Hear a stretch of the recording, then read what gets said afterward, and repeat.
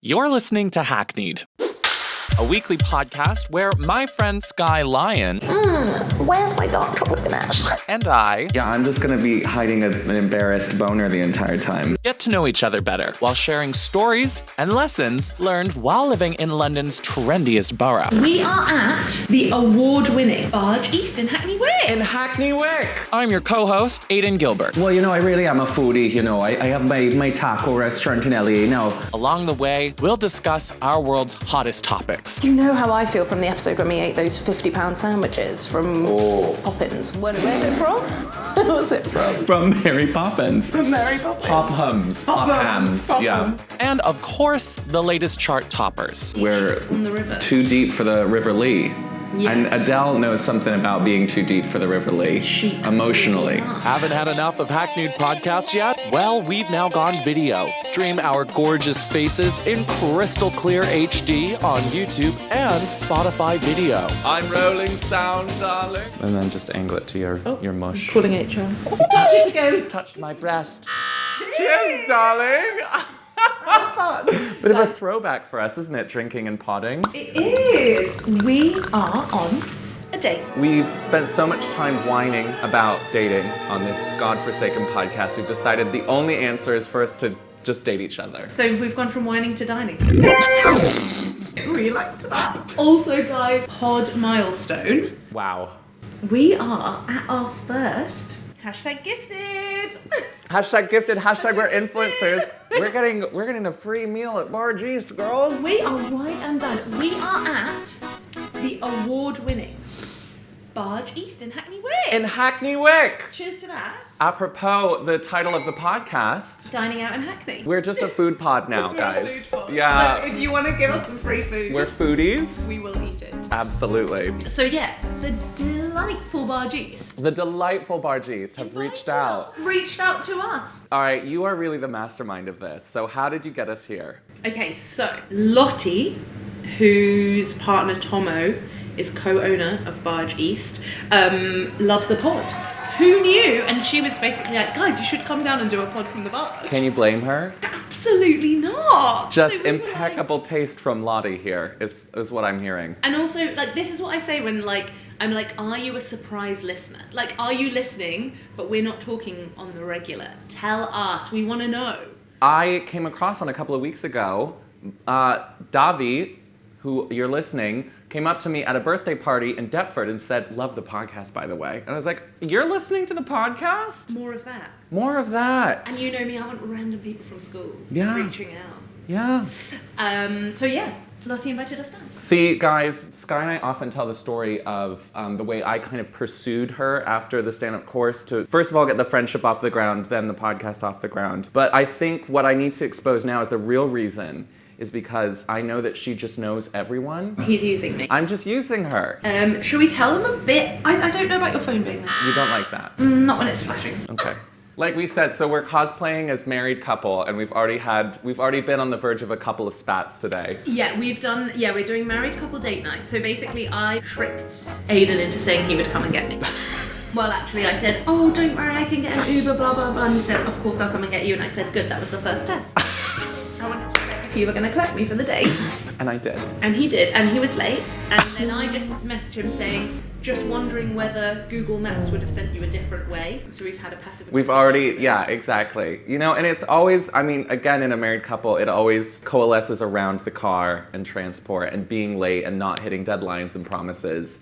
So we're doing super well. We're doing really well. Checking my look. Shop the look. Shop the look. You can get this from ASOS. Same icons, new home. Shop, top man and more at ASOS. But shall we tell them a bit about Barge East? We just got the history. We just got the history, absolutely. Guys, it's actually so cool, isn't it? It is. I don't know how much of it you can see. So we're in this special dining room that was built afterwards. But basically, Tomo and Landy spent a lot of time going, let's say, around the world. Why not? Traveling. Trying to find the perfect boat. Then they found this boat in Amsterdam. Yeah. They brought it back to the UK.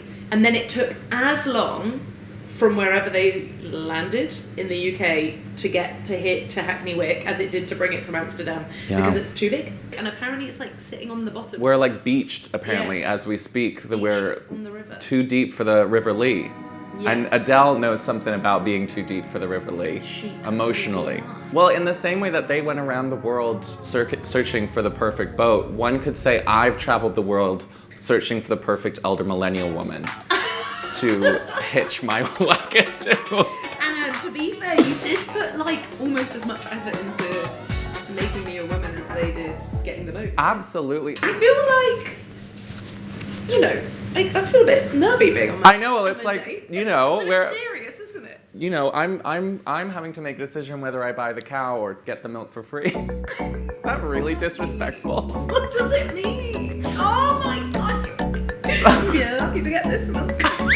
I mean, that's a whole other story. You know, this is Hackney's first time outside of the living room. So for us, it's like we're sort of trying to be well behaved here. Yeah. We want to impress our lovely hosts, Barge East. We Yes. want to do them, you know, Justice. do them justice. It's kind of, I would say this is kind of the perfect setting. It would be, if we were getting kind of golden hour, early summer light up here would be beautiful. Yeah. But there is something kind of cozy about It is cozy. being out on the river, watching the rain sort of gently falling. Guys, my mic's not on. No, it's not. Oh no. See, we're nervous. We're nervous, guys. So, like, at any point, Callum could walk in with our ham hock croquettes. And you're gonna then have to watch me eat a hot ham croquette. I don't like it when you eat on the pod. I hadn't even considered that. The last time we ate on the pod, you spit salmon all down yourself. So On you. for those of you who We are were laughing about. joining the podcast in its evolution, where we are now along the road, the early formula was Skye and I would get together for 4 hours, get very drunk, and just roll mics for 4 hours. It is true though, because you also would hear, like, you could markedly, is that a phrase? Hear the slowing of the speech. Like, Yes. Actually, when I wasn't drinking for a few months, that's my main thing that I noticed when I was with other people and everyone was drinking. It's like, everybody just goes like, what's the word? 0.5s after like an hour or so, and everyone's like, you're like, yeah, I know.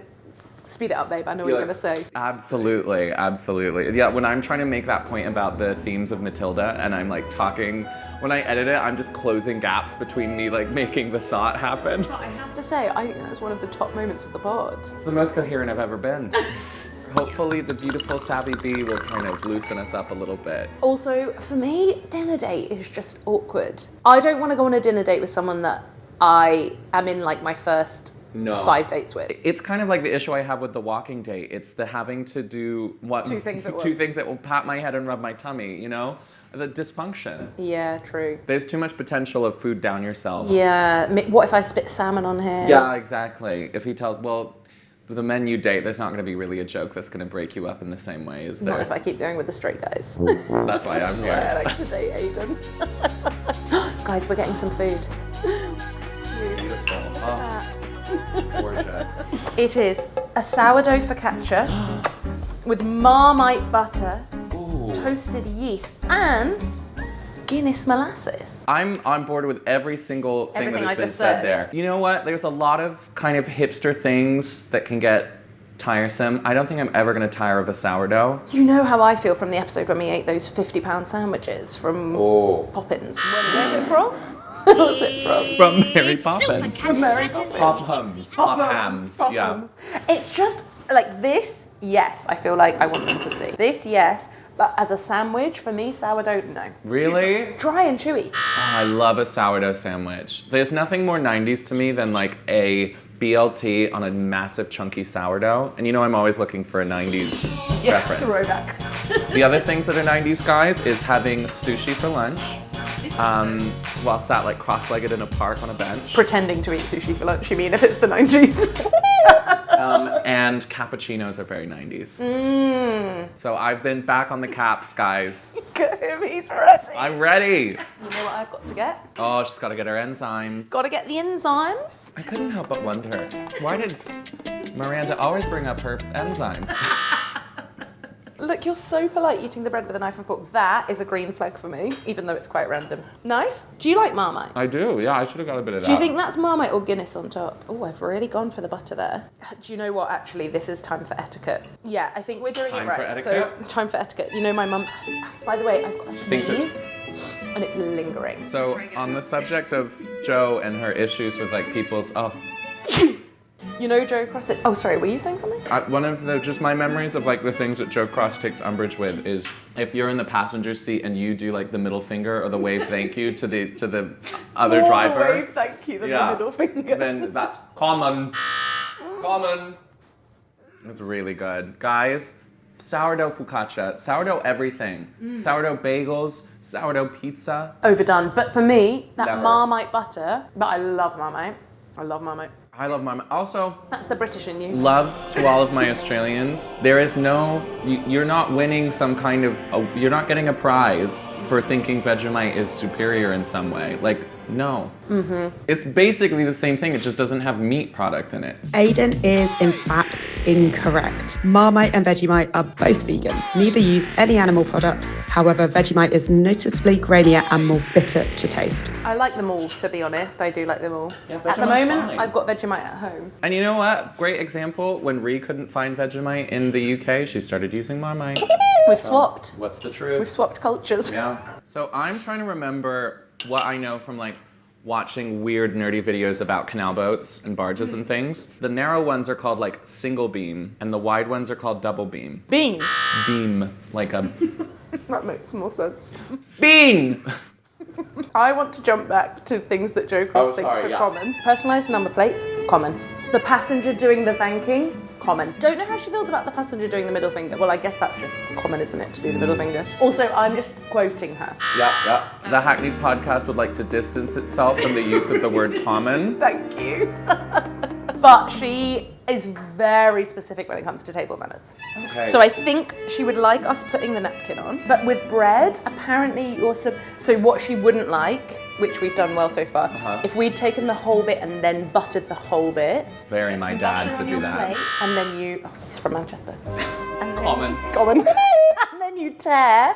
So Okay, you're all right, we're I'm basically seeing. doing it right. It's just we were cutting. Yeah, but Joe, if I'm tearing it with my hands, the beautiful natural oils that are in this bread are now getting all over my fingers, and now my knife, slippery, out of my little putties here. And then if I want to go use my mobile phone, my mobile. Also, why in my mind is your mobile phone going to be like, Put the shoulder pad. Auntie, what did you say? She wouldn't like that.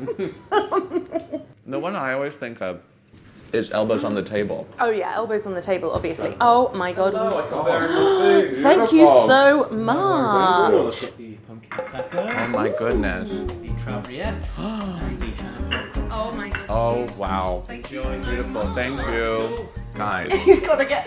are you kidding me? Aidyn is food influencer. I am a tonight. foodie. Do you know what? Every time I say foodie, I think of Girls Aloud on the Table Manners podcast talking about their interests now that they're not in a pop group anymore. And Nadine Coyle going on about how she's a foodie. How can she Where's she run? from? Lark Holland Dairy, making me a Gemini. Yes. What's your birthday soon night? 15th this year. She's like, well, you know, I really am a foodie, you know. I have my taco restaurant in LA now. And Kimberly Walsh being like, you're not a foodie, Nadine. No, you don't know anything about food. I love the way Kimberly. they would call her out, so fabulous. Drop one. What kind of high do I get off the pig enzymes? You have to take one to find out. Should I just do half? Half a pill, see how I feel. Up and then All right, tell me about some memorable, like, dinner dates you've had. Are there any that jump out to you? Guys, I literally can't think of one. Take me for dinner, guys. Yeah, but you know me. She's either not dating or she's dating poets that don't have jobs, that can't afford to take her on a date. Something else is coming. Get your camera out. Yeah, absolutely. This is actually quite a masterpiece. Look at that camera action, guys. Look Whoa. at me doing straight women pretending she can't eat all her bread. Can't eat all my bread. That's what you have to do on a date. That's what you have to do. The amount of times my mom would scrape the toppings off the pizza, like the cheese, the sauce, and nothing else. Almond You're like, mamas. what is your They need to stop. damage? Okay, so you can't remember, like... I can't think of one. Can you tell some and then I'll think? Okay. What's going on in there? That's beautiful. The slice of apple on top. Kaffir lime. Oh, that's gorgeous. I remember the last time I went on like a dinner date with someone. I can only think of bad ones. Like, I can only think of like this guy that I dated in Dubai, and when we finally went on a date, in Dubai they used to have this thing called the entertainer. It was basically vouchers. And to be fair, everyone did use them. So you'd have a whole book of vouchers and you would like pick one out. And I remember we went for dinner and we went, like, we're in Dubai. We went somewhere so shit, and then he got his entertainer voucher out and I was just like, I'm done with you. Oh, a big old egg. Right, that was stunning. Those are the croquettes. I think we need a little bit of veg now to balance this out. Agree, mama. Golden roasted beet. Golden roasted beet. So I'm seeing little bits Oh, of like... sage, I think. Yeah, this is like a sage leaf. So I think they have a female head chef here, which is cool. And they do like almost all of it on the boat. That's what's amazing. And Callum said we have to go have a look at the kitchen. Which Yeah. I have seen because I've been here before. But it is like super impressive. And also like... I like how you had to make the point that you have seen the kitchen before. I don't know why I said it. Which I have seen because I've been here before. I've been here before. Guys, I've been here before. It's good. And I'm not usually a beet person either. I was going to say, do you like beet? No, I'm not a beet girl. But this, The honey, leaves are so speaking of girls pretty. aloud, Nicola Roberts, dance to the beat of my drum, dance to the beat of my golden roast beet salad. Yeah, just like, we need to take a minute with our beetroot, guys. Oh, I just can't think of dinner dates. I've got, about this time last year, girls, I started dating this guy who would take me on fabulous dinner dates. Oh. Took me to restaurant openings. What? Was it like his job? He worked in sort of like... Date you. His job was to date me. He worked in like events planning stuff for a very chic venue. And so he had That's so fun. connections into like all kinds of different places. We went to the opening of this Greek restaurant in like Queen's Park area, down that sort of chic little musey bit that like all the things are on. Here, Aidyn's talking about the Greek and Spanish tapas restaurant named Pira on Lonsdale Road in Queen's Park. Well, the best part was the meals were getting comped for him. So he wasn't even technically buying me Everyone dinner. was having a good time. Everyone was having a good time. He took me to this restaurant opening of this really chic place on Park Lane underneath one of the big hotels. I'm into that. Here, Aidyn is talking about the Mr. Porter Steakhouse on Park Lane, a restaurant so fancy they don't even list their menu prices on their website. And I saw so many like B-list celebs. I think you texted me. I remember telling you about this at the time. The woman who plays Queen Charlotte was there. That was another meal that was comped.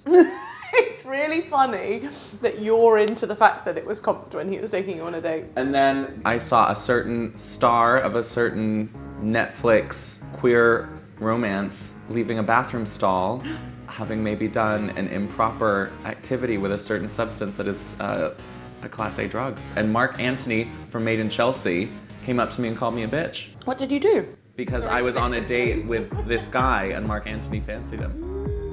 So it was kind of fun. It was like in the fun gay way where it's like, Bitch. you bitch. Also, Isn't that fun? A cast member of Made in Chelsea called me a bitch. That is really fun. That reminds me of when I met some of the cast of Made in Chelsea. It was when I was in Dubai, but we'd gone out for ladies' night.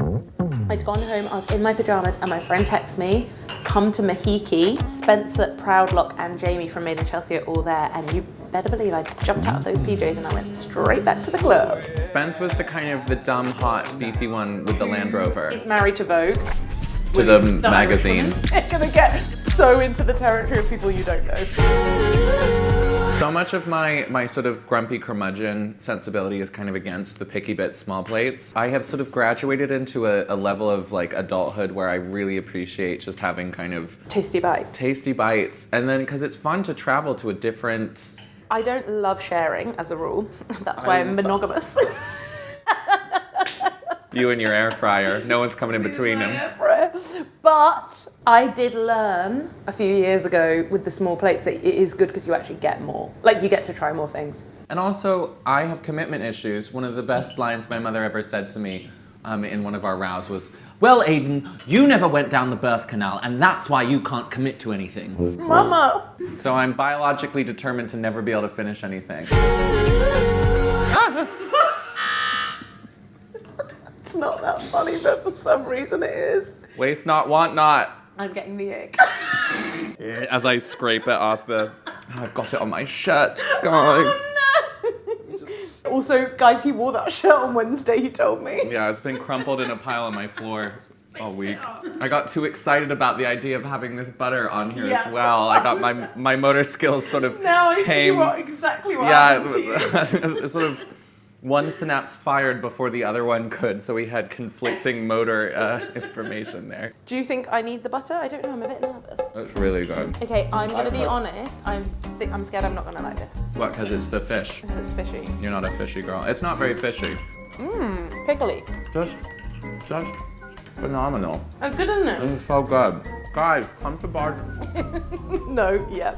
Guys, come to Barge East. This food is cracking. I do like fish, I'm just a bit fussy with it. Yeah. Oh, let's talk about what are things that like you were really obnoxious about eating as a child that you sort of graduated out of being a little bitch about. I was fussy. I'm Me secretly too. am fussy, but I will eat almost anything now apart from eggs. If it's in something, fine, but if there's any overt egg... I will say I struggle with like a half-boiled egg sort of roguely thrown into a salad. I don't want it. Even in like in a ramen situation. Yeah. I was quite obnoxious because I wouldn't eat butter, I wouldn't eat mayonnaise, I wouldn't eat cream, I wouldn't eat anything dairy. I wouldn't eat a store-bought sandwich. Oh my God. Which, sorry mum, but given that I had a mum that didn't really like to cook. But like Julia's mum would make a picnic wherever they went. Drag Joe. Drag Joe. Well, also because Dave was mean. Dave is Julia's dad. He wouldn't let them buy sandwiches. I thought it was like, Dave was like, back to the kitchen with you, Julia's mum. No. It must be a handmade. Stingy. I have to say, like, I do eat more dairy now, but veganism has helped me. You're not vegan. No, I'm not vegan, but it's helpful to me because there's more like non-eggy, non-dairy things on menus to choose from. I used to be no seafood at any. Yeah. So unfortunate because I grew up by the seaside. I'm such a failed seaside person. I can barely swim and I don't like seafood. But I've really come around on fish. Again, I don't want to throw Diana under the rug, but under the rug. Pretend she doesn't exist. But I understand she came from a very efficiency is key when cooking for a family 7 nights a week. So as a result, I think just like kind of just fish and just sort of sort of plain things makes me not love it. Whereas when you have a beautifully prepared fish with sort of all the trimmings and the fabulous, you know, this has been wonderfully seasoned and prepared and actually put together and thought and love and care. You're saying Diana could never? Well, she could, but she just won't. Tried. We never ate fish because Jo Cross didn't like cooking. Obviously, she did cook. I'm just saying she wasn't the best. It's so rich to be a child critiquing like their mum in any way. Human, a child-free child. This human that like spent 18 years of their like entire life taking care. So we love you, Mom. Mother's Day is also around the corner. Obviously, we love moms. Whoops, this episode was recorded so long ago that Mother's Day is now long gone. Okay, I'm gonna read to you about this. Yeah, please. Pumpkin taco, mushroom XO, what does that mean?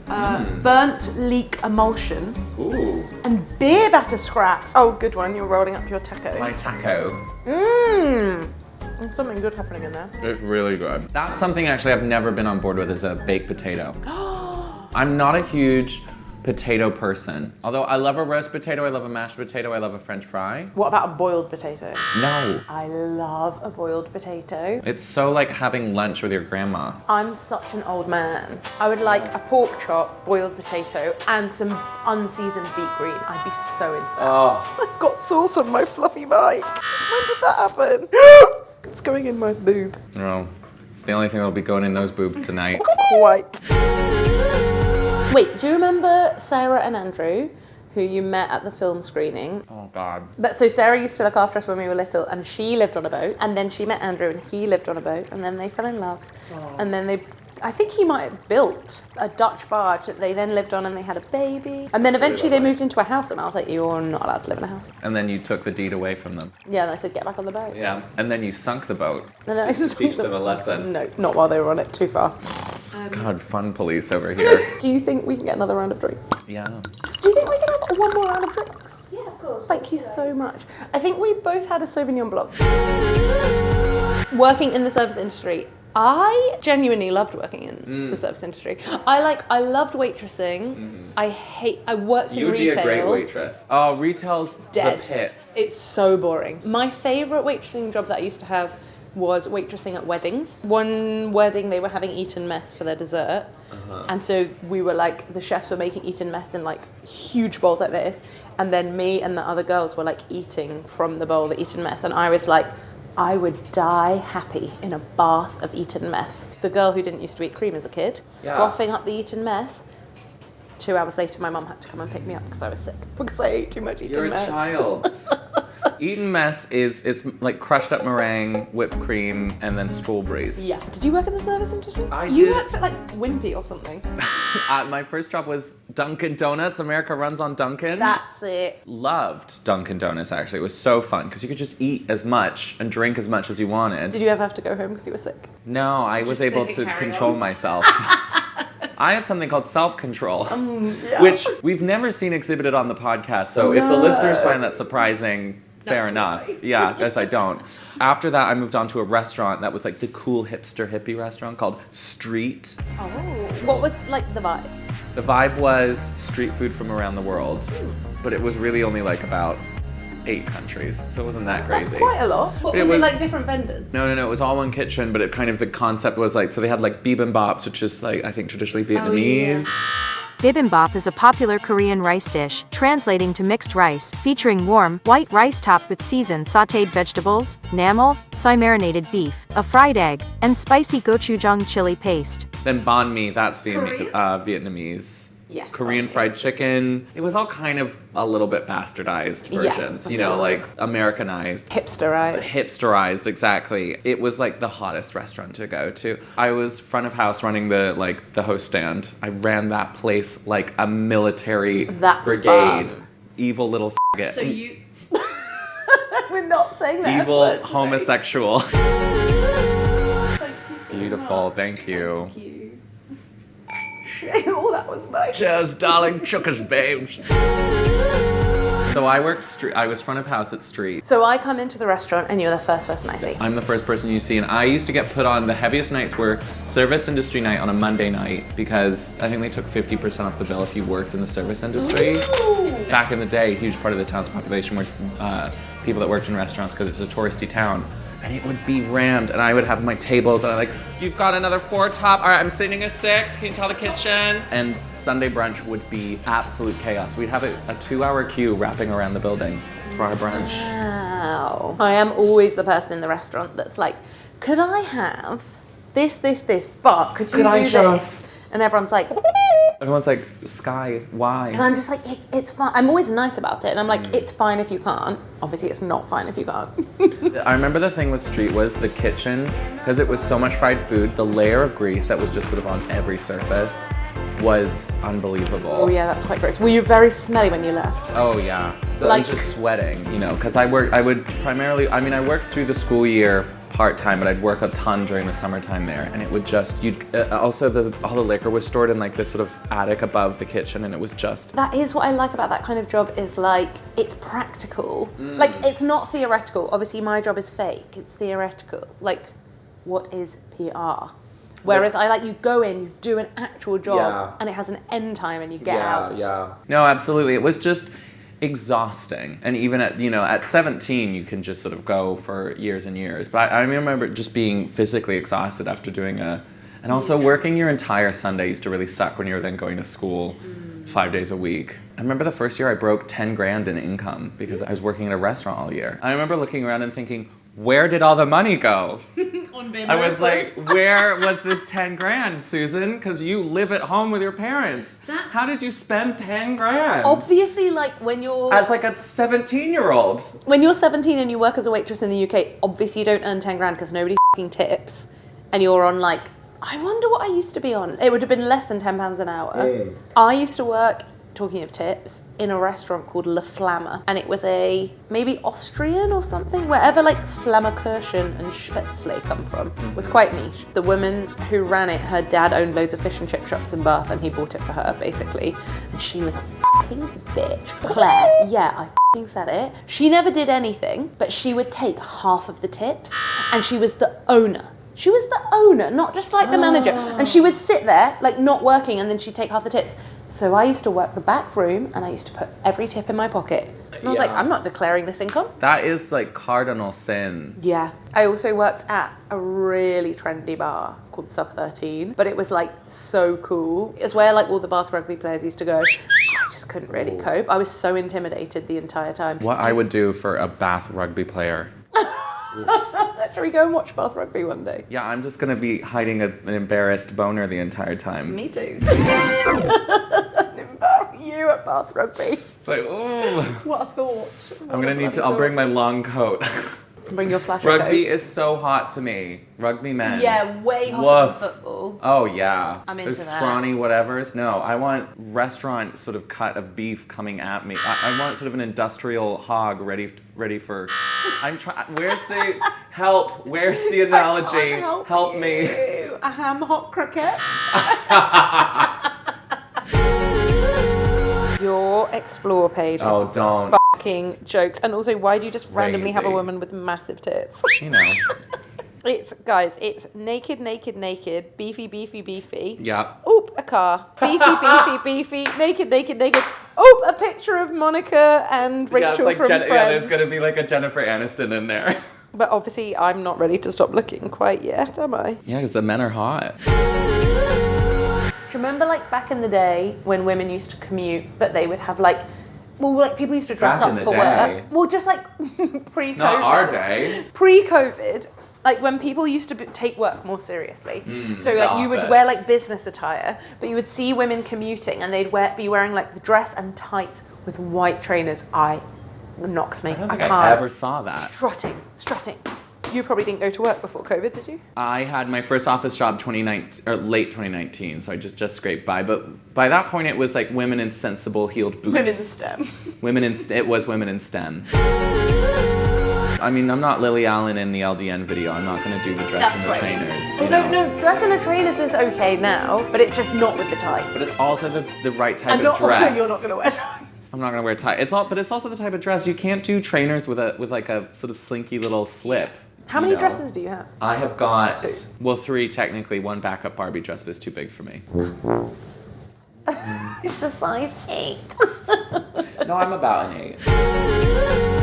There is something, I think, like, the kicks I got out of putting a dress on, even, just in general, and it's probably the same for women. Like, when you're in a slinky little slip dress, it's sort of the fun of feeling, like, a little bit more slippery, a little bit more slinky, a little sexy, or sort of, like, more exposed, but it's, like, everything's, like, just under this sort of thin layer of, so easily Bulging accessed. out the thin layer for you. Ooh, my embarrassed rugby boner. Oh, that didn't quite work. How can I do that? Let me show you love. You don't have to do it on my bottle. Yeah, I'm gonna mansplain to you. What, like, funny anecdotes do we have left? Like, what's something I can make fun of you for? Any more boat stories? I've got a good boat story. Tell me your boat story. So when I was like 15, I think I must have been like 15. 14 feels like a bit cool. I think I was 15. And What's cool about 14? Oh, you don't know what's about to happen in the story. And we went on holiday with my dad and we got the ferry. And I met a boy on the ferry. And then we were snogging. And he was like, do you want to get in the lifeboat? So, they have them like rigged up. Yeah. So we climbed into a lifeboat. And I made it to another base. I think that was my sexual peak. That's like, when people are like, where's the most interesting place you've had sex? Well, I don't think I've ever had sex anywhere that interesting. Which base was it? Oh, just like the second one. What is that? Is that just him In touching fingers. He had his fingers in your... Don't say in mine. Wow, 14? That's why I think must have been 50. Yeah. But I don't think I would have gone on holiday with my dad any straight later. boys know how, to do that? Maybe he was older. Ooh, scary. No, he was not that much older. I mean, I love getting... We're trying to be classy, aren't we? But it doesn't make it... You're allowed to like getting fingered. Yeah, too. I like getting fingered. It's fun. Me too. It's Any which way. honey. Any more boat story? I'm trying to... Okay, I'll think of a PC boat story. I mean, well, I'm a bad swimmer, so I try and stay away from boats. Funny. And you went on a whole boating holiday. We did a whole episode about it that, got me in some deep water, pardon the pun. Skye trying to pretend she's better than me because she hasn't finished her Savvy B yet. I'm doing like, I'm just a pathetic little woman on a date. I couldn't possibly finish my fishy piece of toast. It's my fishy toast. No, we shouldn't say fishy toast. Sorry. Well, she couldn't possibly finish her Savvy B. Couldn't possibly finish my Savvy B. Where's my dark chocolate ganache? Any other boat stories? I'm trying to think. Oh, well, when I lived with Crazy Gary. I love Crazy Gary. Crazy Gary. Do a recap of who Crazy Gary is for everyone. Long story short, Crazy Gary was this guy who lived in public housing in London Fields who'd been put there under a program in the late 90s that was to house homeless, like, gay youth, basically. Okay. And then he had milked that forever. He was a recovering heroin addict. Found all these things out periodically over my time living there, but I just needed... Didn't mention it in the interview. Nope. But he had face tattoos, so I knew something was happening. When I viewed the apartment, I didn't get that great of a lay of the land. It wasn't until I moved in that I realized it was one bed, and he was sleeping in a pull-out in the living room. So I had the bedroom. Way older than you. He was like 40, yeah. I would have you been were like 12. 23 or something. Aidyn was 21 years old when he moved into Gary's apartment in October 2019. Crazy. He lived with 2 border terriers that I loved. Oh, that's cute. Sid and Chaplin, I think were their names. Was he nice? He was. He went crazy at the end, like, because he had all of this, like, hysteria Was it lockdown? about... Yeah, we went through the first lockdown together. That's actually nuts. He went through, like, a manic episode one day where he had all of these incredibly pretentious books about being punk, because he wasn't punk at all. Like, he was, 3 generations after or whatever. And That's literally you. yeah. With whatever you're With trying to whatever do. my trauma is. Sort of late 80s, neocon, sort of... and he went through a manic episode and started wallpapering one of the living room walls with all, like, the cutouts from these books about being punk. And I was like, this isn't a safe space. Oh my god. Were you scared? I wasn't scared. Well, the thing was, so his ex-boyfriend Stuart was potted with us first lockdown. Bubbled with us, that's it. He wasn't on the pod.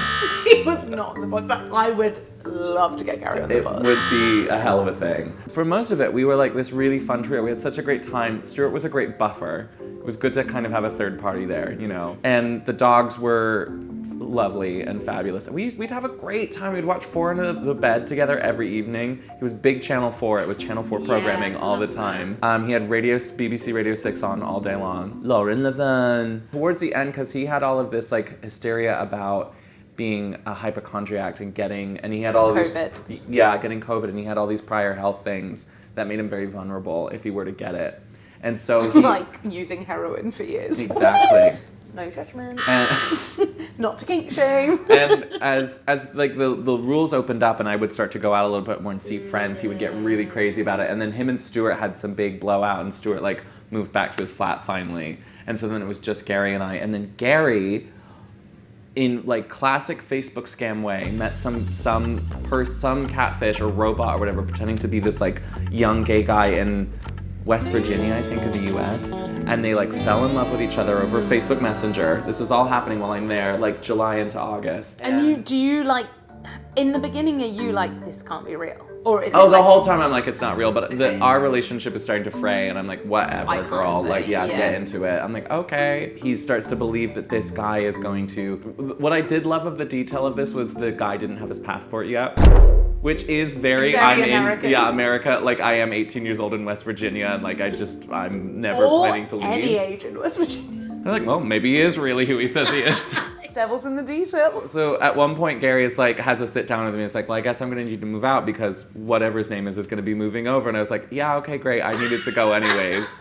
How much did you pay for this room? I think I paid $620. Pretty good for London Fields. For now. I think it either like the lie fell apart or whatever, he figured it out. As I remember this one day, him like shutting himself out on the balcony in the fetal position sobbing. No. And I was like, I'm not going near this. And I went back to my room. The only room? The only room. The other thing was, so the dogs were so sensitive, so if you came back late at night, I remember having to like learn the way to get the front door open without waking the dogs up in the living room, because then they'd wake Gary up, and then Gary would be cross at you. And you couldn't get to the kitchen after about 9:30 because you had to go through the living room to get to the kitchen. I think if you're gonna rent the spare, obviously we're not dealing with someone rational, but if you're gonna rent the spare room, you kind of like it has to be access all areas. Yeah, well, yeah, but that But, was like, we he's weren't obviously, doing no, rational no. behavior here. But I think Gary's gig was he would, when he needed money, he would just rent the room out because he didn't work. He was on some kind of benefits program. How long had he been sober? He still drank, but he had been off,